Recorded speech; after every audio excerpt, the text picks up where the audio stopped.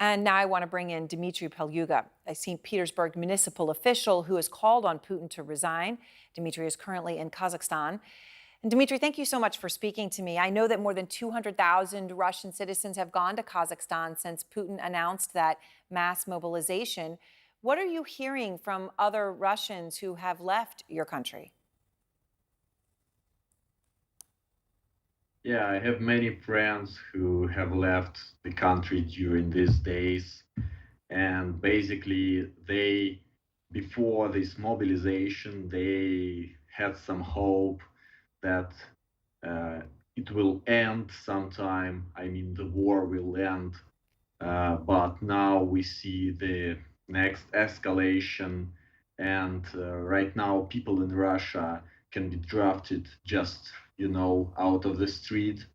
And obviously, people don't want to be drafted, don't want to go to this war. So they live in country right now. Now, some of them are voting with their feet. You took a stand, Dmitry. You called on Putin to resign nearly a month ago on September 7th. You came out and you spoke about this. Did you feel like you were in danger if you stayed in Russia? Yeah, there are two sides.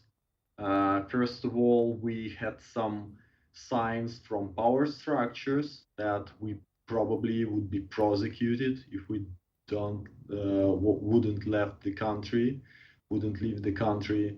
And the second side is that obviously I also can be drafted as every man in Russia. So it's twice as dangerous for me to stay in Russia right now. Well, our Melissa Bell has reported that some Russians now are seeing another side of things. Social media, even in Russia, is filled with videos from soldiers showing this mobilization as chaotic, that the equipment they're being given is not in any way ready to fight with. Take a listen. We were officially told that there would be no training before being sent to the combat zone. We had no shooting, no tactical training, no theoretical training, nothing. If you have hernias, plates in your head, I was told you're fit for mobilization, so stop saying you can't. I live on pills, so if I go, you'll be doing your tasks like everyone else. Dmitry, do you think regular citizens in Russia are now realizing the truth, not just about Putin, but about how ill-equipped and untrained some of these Russian troops are? They certainly do.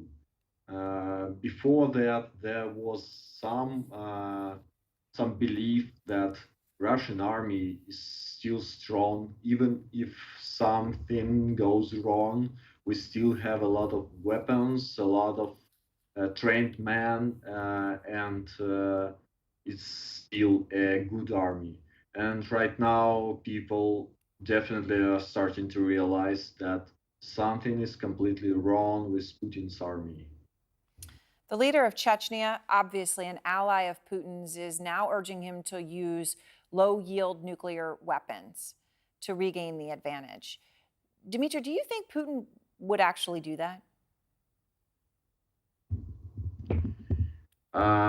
Unfortunately, I think it's possible. It's more than possible, more than just possible. I would say that it's like 70% that he can go this avenue.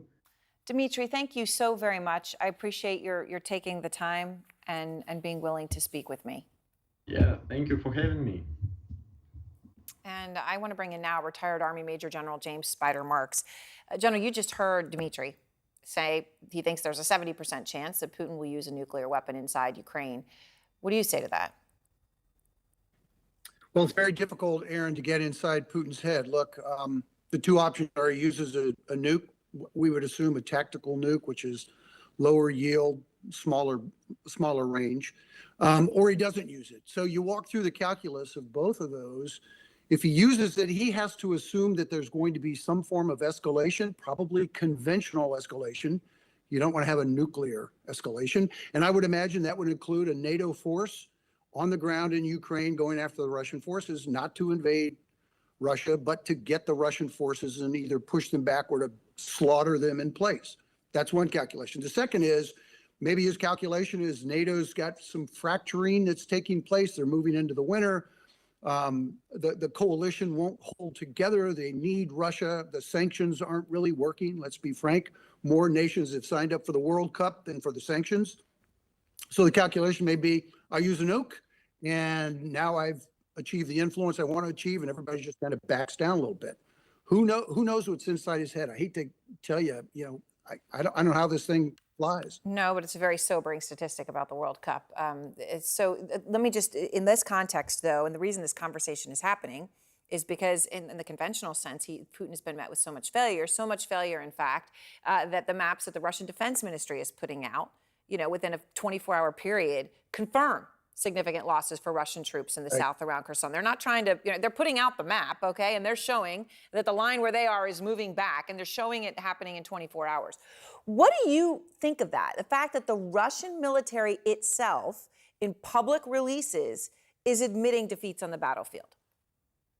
Yeah, I have to go with what Matthew Chance said, which I think is incredibly bright and precise, which is, these are the declarations of hardliners saying, look, our military is falling on its face. We haven't gotten our act together. We need to mobilize more. So these are all for domestic consumption. The rest of the world knows this is just a chimera. He's talking to the Russian people saying, we need more of you dudes. You need to kind of get behind us.